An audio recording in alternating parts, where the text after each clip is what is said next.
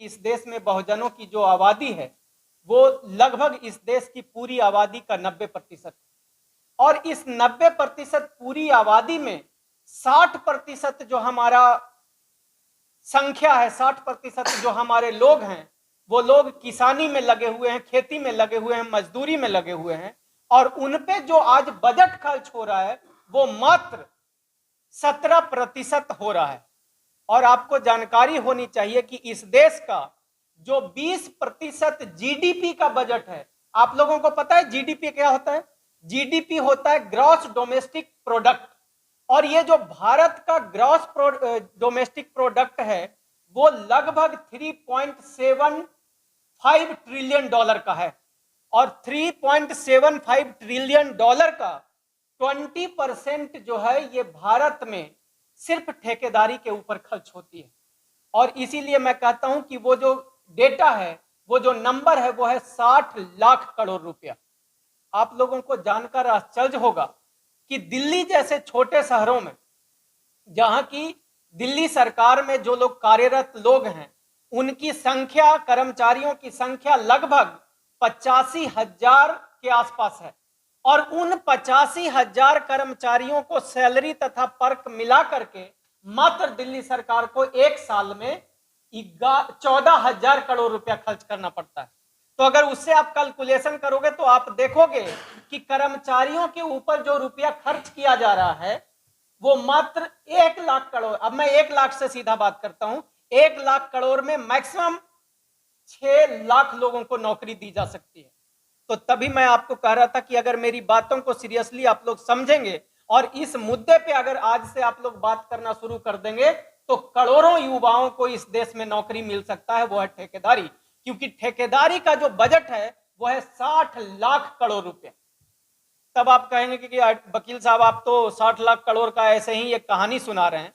आप लोग गूगल में जाकर के चेक कर लीजिएगा, वर्ल्ड बैंक का जो इंडिया ऑफिस का उसका रिपोर्ट है, उसने कहा है कि जीडीपी का 20% जो अमाउंट है वो खर्च हमारा हो रहा है किसके ऊपर? सिर्फ ठेकेदारी में। और ठेकेदारी को मुझे लगता है कि यहां बैठे सभी साथी जरूर समझते होंगे कि अगर आपके सामने का घर का गली या नाली 1,00,000 रुपए में बनता है तो उसका सरकारी बिल कम से कम 20 लाख रुपए का बनता है। मिला जुला के मेरे कहने का मतलब यह है कि ठेकेदारी में अगर हिस्सेदारी इस देश की 90% आबादी का हो जाए तो उसको सर्वांगीण विकास के लिए वो आज के बाद से उसका जीवन बदलने लग जाएगा। अब इसको समझिएगा। देखिए, दूसरा निर्मला सीतारमण का नाम आपने सुना था। निर्मला सीतारमण ने भी बताया कि जीडीपी का 20% जो है वो खर्च हमारा हो रहा है ठेकेदारी में। और ये जो 60 लाख करोड़ रुपया है, आपको सुन के ताजुब होगा कि भारत सरकार का एक साल का बजट मात्र 45 लाख करोड़ है। कितना है? मात्र 45 लाख करोड़ रुपया। और 60 लाख करोड़ रुपया हम लोग ठेकेदारी में खर्च करते हैं। यह आपको थोड़ा मेरी बातों पे विश्वास नहीं होगा, तब मैं आप लोगों को समझा देता हूं ताकि आपको इसको समझने में और अपने लोगों को समझाने में थोड़ी सुविधा हो। देखिए, भारत सरकार का एक अपना बजट है, उसके साथ साथ हर स्टेट गवर्नमेंट का भी अपना बजट होता है। जैसे 45 लाख करोड़ मैंने आपको बताया भारत सरकार का, अगर आप दिल्ली सरकार का एक साल का बजट देखोगे लगभग 75,000 करोड़ के आसपास है। बिहार में चले जाओगे तो 1.5 से 2 लाख का है। यूपी में चले जाओगे तो उनका भी अपना बजट साल भर का 2 लाख करोड़ के आसपास होता है। तो ऐसे सारे स्टेट और यूनियन टेरिटरी को आप जोड़ लोगे तो उनका अपना अपना बजट मिला करके बहुत बड़ा बजट हो जाता है। इसके साथ साथ बहुत सारी पीएसयूज होती हैं, पब्लिक अंडरटेकिंग होती हैं, उनके अपने बजट होते हैं। आपको जानकर के हैरानी होगी कि ईस्टर्न जो स्टेट हैं जिसमें 7 7 सिस्टर आप लोग कहते हो, उन 7 सिस्टर का जितना बजट होता है एक स्टेट का, उतना तो एक पीएसयू का बजट होता है जो ठेकेदारी करती है एक साल में। और आपको जानकर के सबसे बड़ी तारीफ और ताजुब तब होगा कि भाई उस ठेकेदारी में 60 लाख करोड़ रुपया जो भारत सरकार, ये सरकारी पैसा है, कोई प्राइवेट पैसा नहीं है, इस 60 लाख करोड़ में हमारा जो है हिस्सेदारी इस देश के बहुजनों का, एससी एसटी ओबीसी और माइनॉरिटी का, डायमंड परिवार का 0.01% के लगभग है। समझ में आ रहा है बात आपको? ये कितना गंभीर विषय है।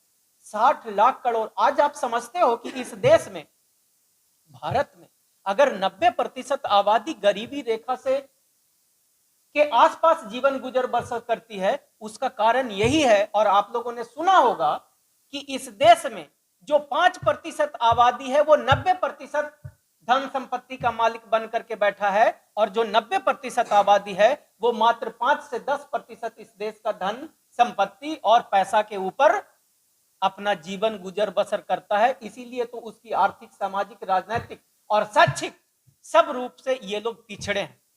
तो अब इसमें समझना, जो समझने वाली बात यहाँ पे ये है कि ये तो नंबर आप लोगों को जानना पड़ेगा। अब जैसे देखिए, आप देखोगे कि फायदा क्या होता है। सबसे पहले यहाँ पे आप समझ लीजिए कि क्या होगा अगर वो 60 लाख करोड़ में हमारी हिस्सेदारी हो जाए तो सबसे पहले आपकी आर्थिक स्थिति बेहतर हो जाएगी।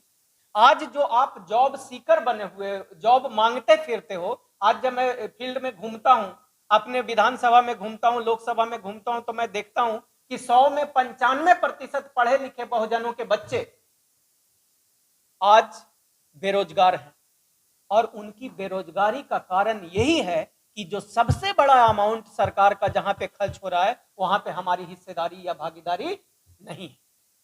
ये एक बात हुई। दूसरी बात, तो हम जॉब सीकर से जॉब गिवर बन जाएंगे। दूसरी बात, इसमें अगर आपको मालूम है कि अगर ठेकेदारी हमारे एक परिवार को आज मिलने लग जाए, नौकरी में क्या होता है, आपको नौकरी मिल गई, आपका नौकरी खत्म हो गया, उसके बाद आपके अगले जनरेशन को एग्जाम देना पड़ेगा। एग्जाम में अगर वो पास होगा तो उसको नौकरी मिलेगी या नहीं मिलेगी।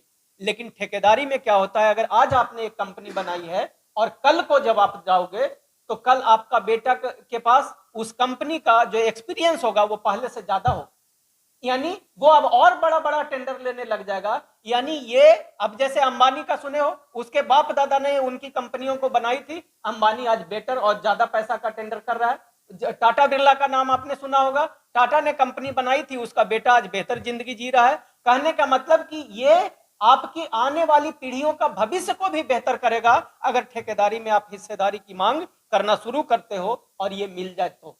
और क्या मिलेगा, देखिए, जब एक परिवार का अगर आर्थिक स्थिति बढ़िया हो जाता है, मेरी बहन यहाँ पे बैठी हुई हैं, अगर इनकी आर्थिक स्थिति बढ़िया हो जाए तो ये क्या करेंगे, इनको फोन आएगा अपने आसपास परिवार वाले से, मेरे भाई भतीजा बेटा बेटी पढ़ना चाहती है, आप इनको लेके जाओ और दिल्ली में रख करके पढ़ाओ। अब ये 5 बच्चों को गार्जियन बन जाएंगी, ये मार्गदर्शन करेंगी, उन बच्चों के जीवन को बेहतर करने का ये काम करेंगी। यानी एक आदमी को अगर नौकरी मिल जाए, रोजगार मिल जाए, उसकी आर्थिक स्थिति बेहतर हो जाती है, तो बहुजनों का कम से कम 10 परिवार बेहतर हो जाता है।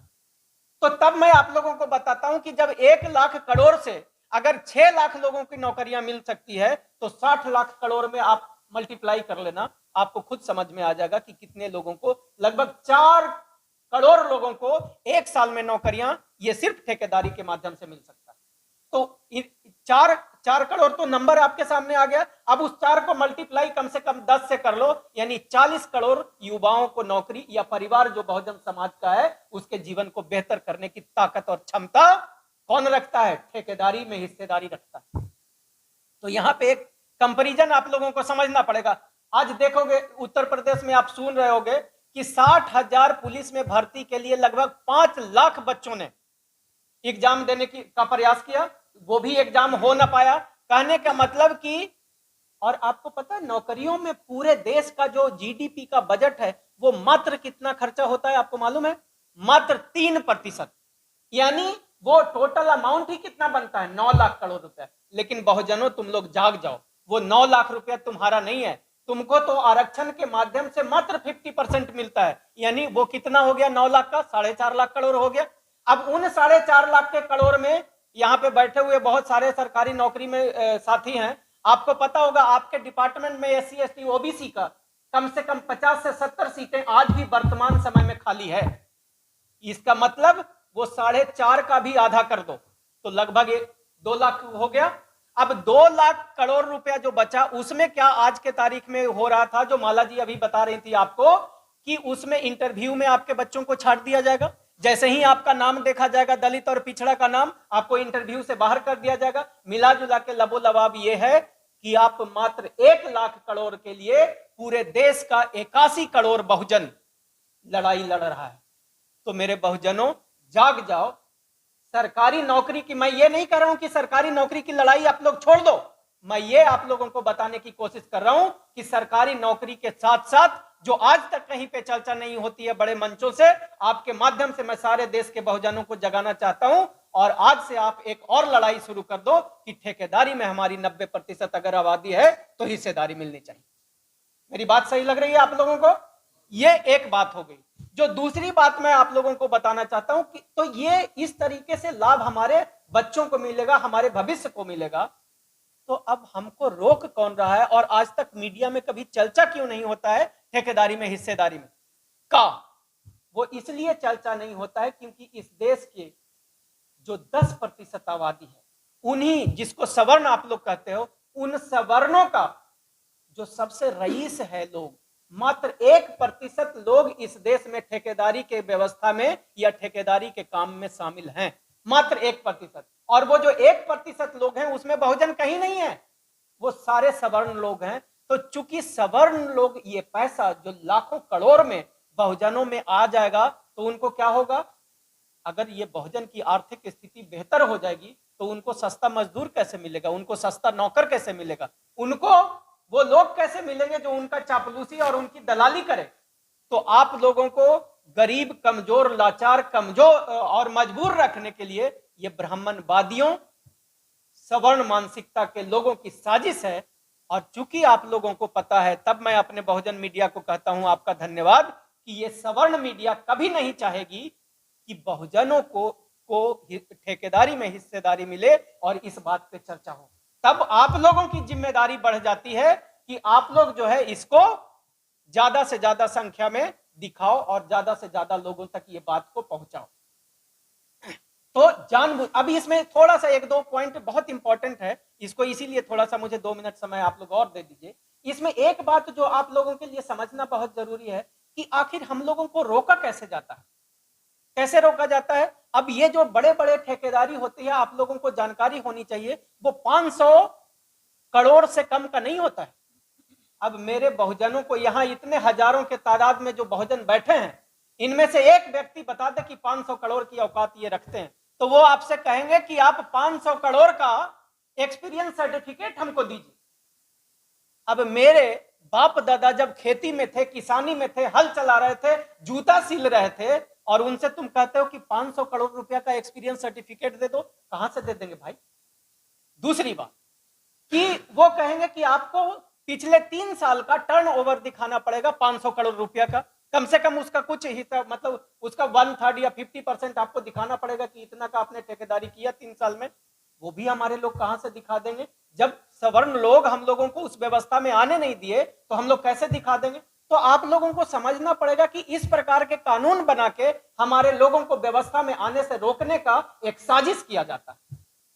और आपको मालूम होना चाहिए कि ये जो हिस्सेदारी की मैं बात कर रहा हूं, ये हिस्सेदारी की बात से अकेला इंडिया में नहीं हो रहा है, ये हिस्सेदारी यूएसए में भी चलता है। और यूएसए में जो एमबीई होता है, माइनॉरिटी बिजनेस वाले जो लोग होते हैं, उनको भी सरकार, जैसे यहाँ के जो गरीब लोग, अगर हम लोग हैं बहुजन लोग, तो वहां की सरकार जिस प्रकार से करती है, वो क्या करती है कि जो कमजोर लोग होते हैं, मतलब जिनका अगर $50,000 के आसपास है, तो वो जो भी रुपया आप कैलकुलेट कर लेना, तो 40 लाख के आसपास है, तो वो अमाउंट जो है, अगर उतना का टर्नओवर किसी के कंपनी का होता है, तो सरकार उसको फाइनेंशियल सपोर्ट करती है और मैनेजमेंट का भी सपोर्ट उसको देती है और टेक्निकल सपोर्ट भी करती है। तो मैं आप लोगों के माध्यम से इस देश की सरकारों से, हालांकि उम्मीद मुझे बहुत कम है, तो तब मैं अपने बहुजन नेताओं से और देश की सारी पब्लिक से ये एक निवेदन करना चाहता हूं, चूंकि अभी चुनाव का समय चल रहा है, तो आपके माध्यम से मैं चाहता हूं कि ये बात हो सके तो आप लोग इस प्रकार से पहुंचाना, जैसे मैं वीडियो बनाता हूं 1 मिनट का, 2 मिनट का, आप ठेकेदारी के ऊपर वीडियो बना करके और अपने फेसबुक पे, यूट्यूब पे या सोशल मीडिया पे डाला करो, जिससे कि ये आवाज हमारे नेताओं तक पहुंचे और कहो कि अगर ठेकेदारी में हिस्सेदारी की आवाज नहीं उठाए तो हम अपने लोगों को वोट नहीं करेंगे। ये एक तरीका है।